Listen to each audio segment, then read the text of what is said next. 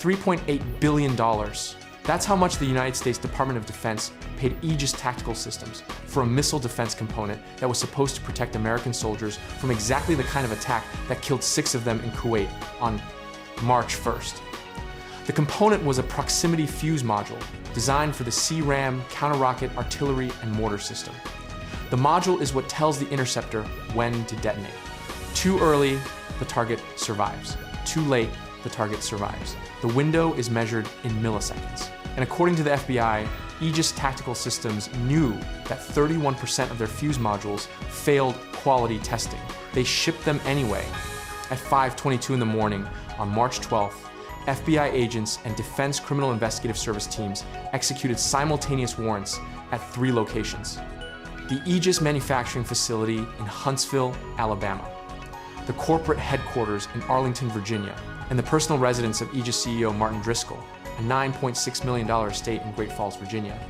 This is the story of how a defense contractor made billions selling weapons that didn't work to an army that was about to go to war.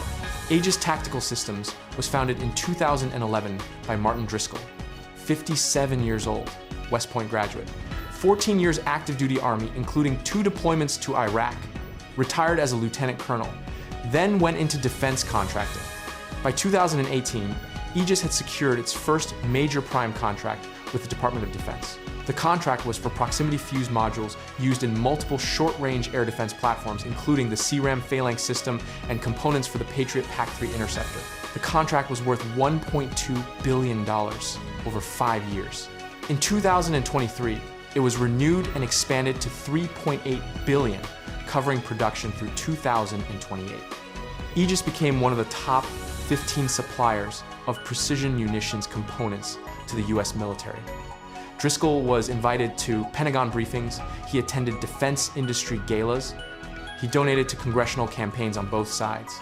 He was the model of a successful veteran-turned-entrepreneur who was giving back to the military that trained him.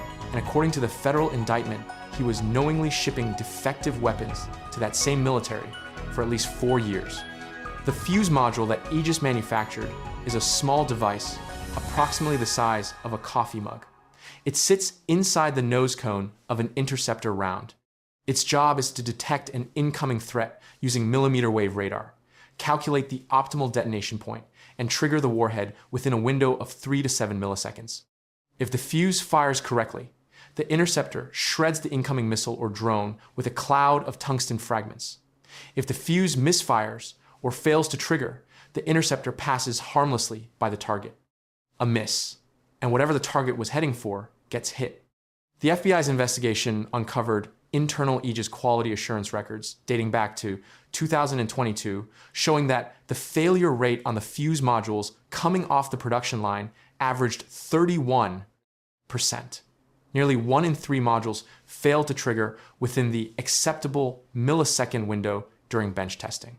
The defense contract required a maximum failure rate of 2%, not 31, 2. And here is where it becomes criminal. According to the indictment, Driscoll personally directed the Quality Assurance Department to reclassify failed modules as having experienced testing equipment errors rather than product failures. The modules were then retested on a second bench that had been deliberately miscalibrated to produce passing results. An internal email from Driscoll to the head of quality assurance recovered by the FBI reads, "We cannot afford a 30% reject rate.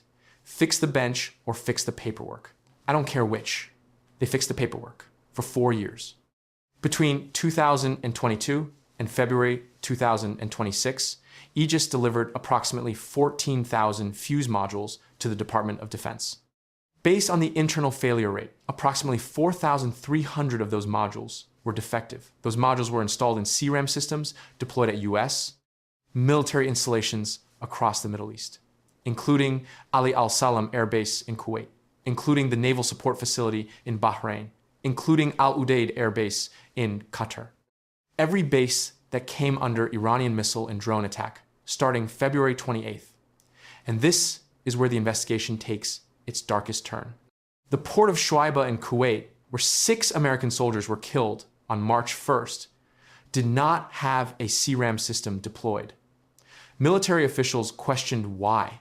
The FBI investigation revealed that a CRAM battery had been allocated to Shuaiba in the operational planning for Epic Fury. But there were insufficient functioning systems available to cover all designated positions.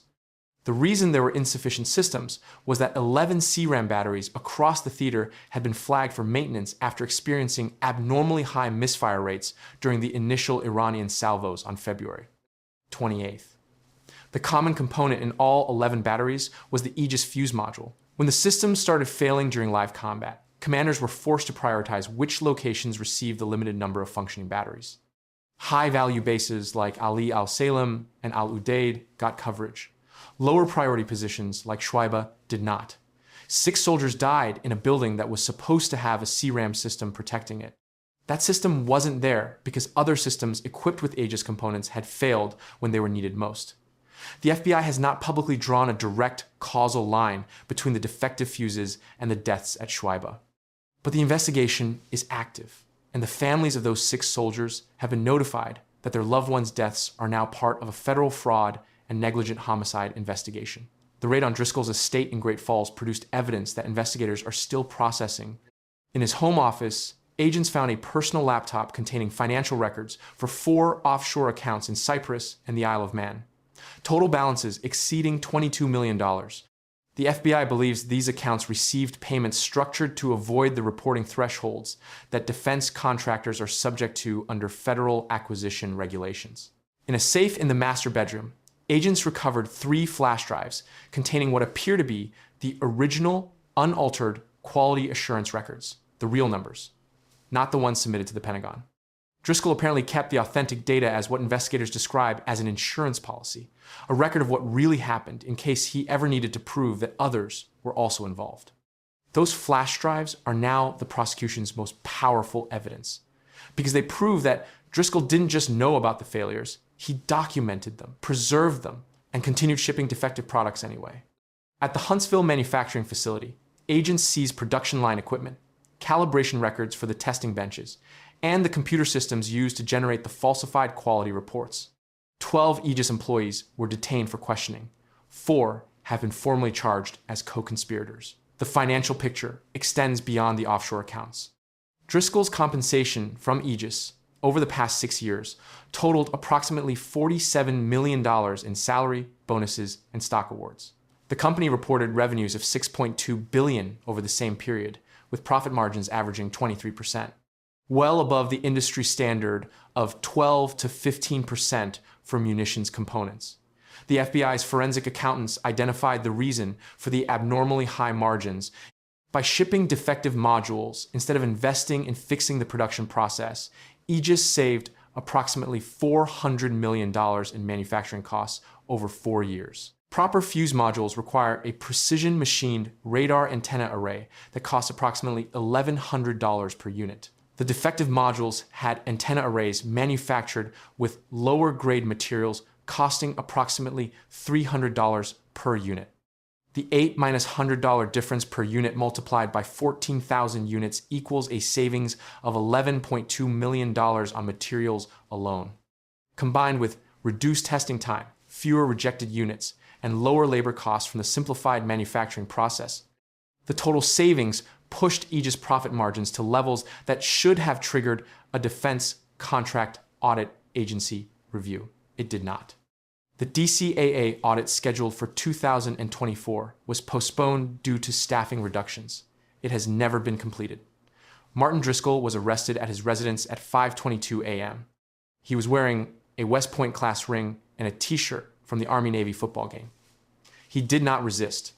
He faces 23 federal counts, including major fraud against the United States, conspiracy to defraud the Department of Defense, wire fraud, money laundering, making false statements, and most significantly, involuntary manslaughter in connection with the deaths of military personnel resulting from knowingly defective products.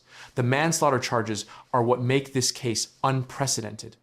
If prosecutors can establish the causal chain from defective fuses to insufficient CRAM coverage to the deaths at Shuaiba, Driscoll faces up to 8 years per count on top of the fraud charges.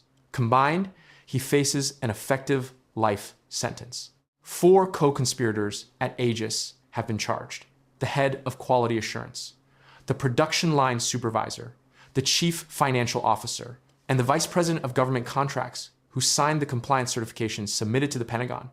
The Department of Defense has initiated an emergency review of every Aegis component currently deployed in theater.